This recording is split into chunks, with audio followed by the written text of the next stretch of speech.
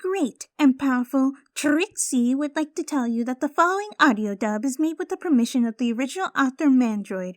Please support the original production by following the link in the description below.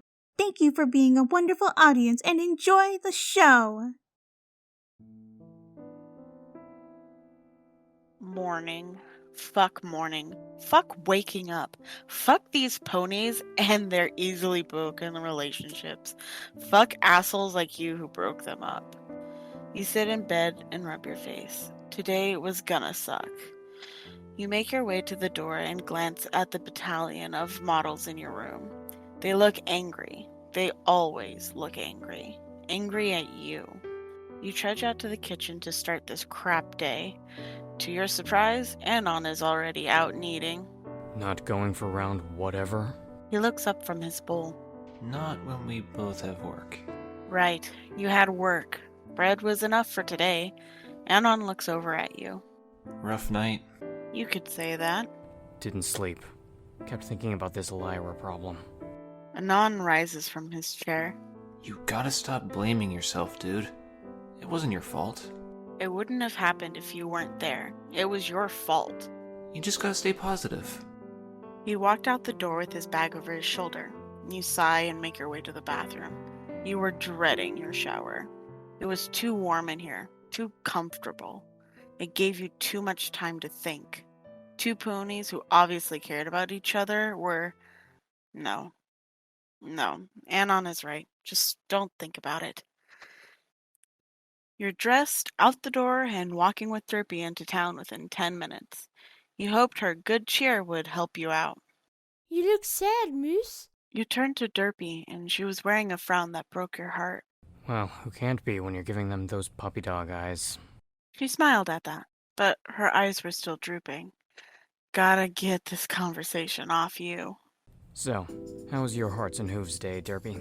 She perks up for a moment and stops before zipping over to you and wrapping her hooves around you. This is new and kinda nice. She releases you from the hug and gives you a big smile, an infectious one it seems. What was that for? She's still smiling. Remember when you talked to me about that nice coat at the clock store? Well, I caught him after that little event at your house over Estrus. I played it cool, and he took me out on a nice picnic. He wants to go again soon. Well, that's great, Derpy. It was nice that Derpy was able to have a good estrus. Just then, a thought entered your mind. Derpy, he didn't ask you to travel with him, did he? Derpy's look grows confused. No, he said he used to travel a lot, but that was when he was taking a break for a while. Why? No reason. Come on. You continue down the road with Derpy flying beside you. Good. He's staying put. Having Derpy get turned into some sort of monster by a space alien would have been too much. The workday goes by fairly routine. An early massage, followed by steam room duty, and eventually a hoofa cure for the mare. You found yourself hoping to see Lyra come in, if only to find out what happened after you left. Aloe and Lotus were their usual selves. You tried to keep up appearances, but you feel like your mood was fucking you up a bit. It was close to 1 p.m. You usually took your lunch break around this time, the lunch rush being over by then. You were about to step out when Aloe stopped you. Mous, wait! What's up, Aloe? Lotus came out of the office behind her.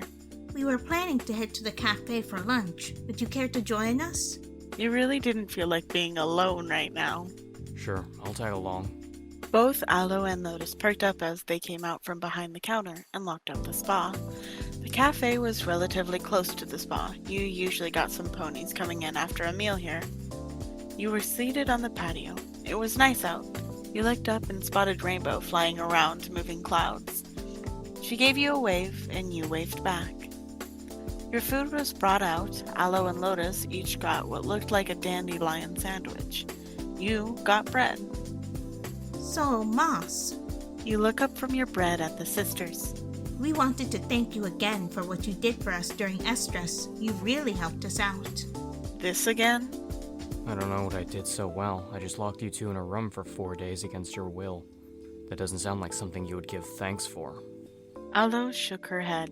It was the fact that you watched over us that we're giving thanks for.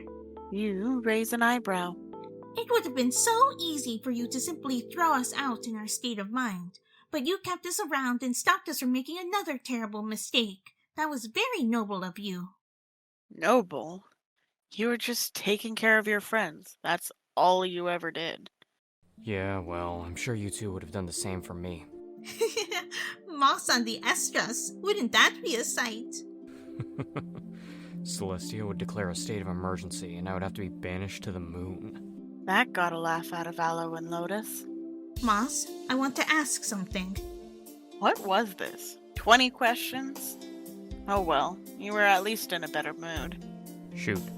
You have heard of our lives in Stalliongrad. Tell us what your life back on your home was like. Life back home. Damn. You haven't thought about it in months. Life here just sort of picked up and took you with it. What did your family think happened? What did the school think? Didn't Celestia say she would find a fix? Was a fix even worth it? You look back to see Aloe and Lotus eyeing you expectantly. Shit. Keep it loose. I have a pretty routine story. I grew up with my mom and dad, and I met Anon when I was young. I went to school and met a few people I liked, along with a few people I didn't. After school, Anon and I went to college together and eventually found ourselves here.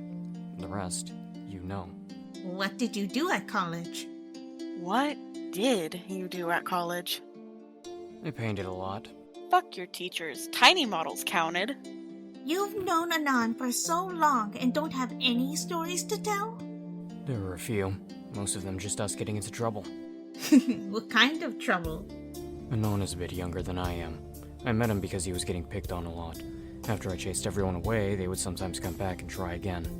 And that kind of trouble. Have you always done that for Anon? You lean back in your chair.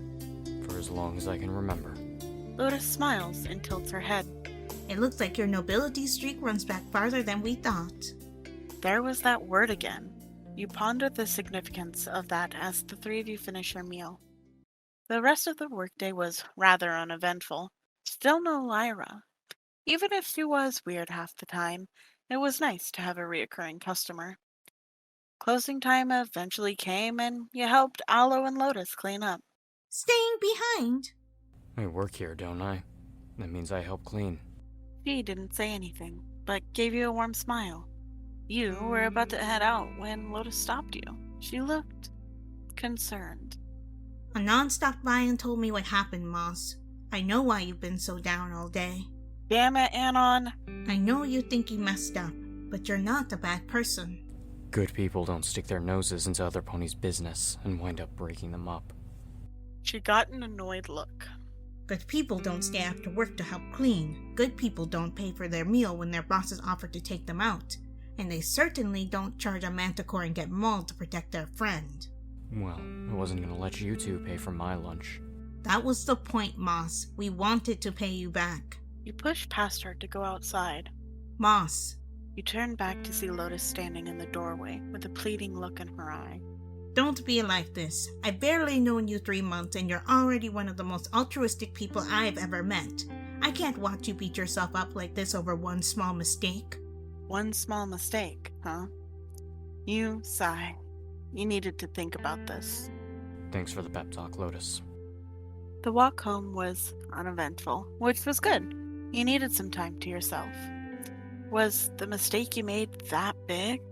It surely was to Lyra and Bonbon. Their whole lives could be ruined. And it would be all your fault.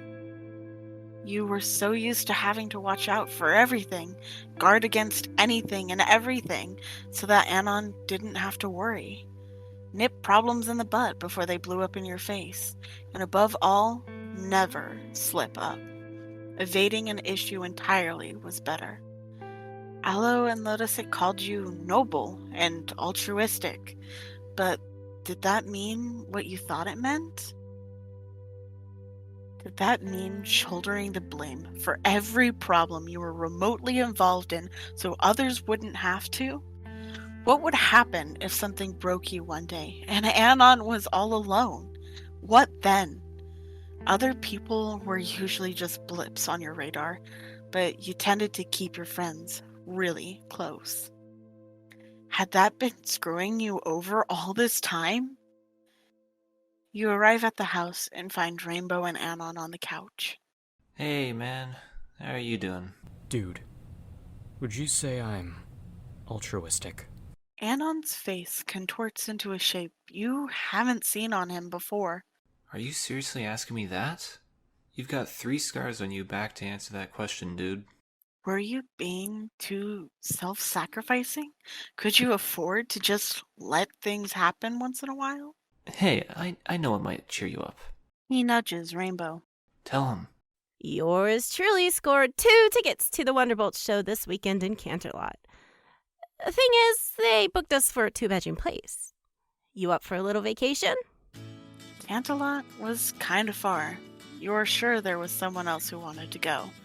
But, on the other hand, you could think of plenty of laughs to be had there. Fuck it. Time to see where letting things happen takes you. You cracked one of your first smiles of the day. Sure. Canterlot weekend it is.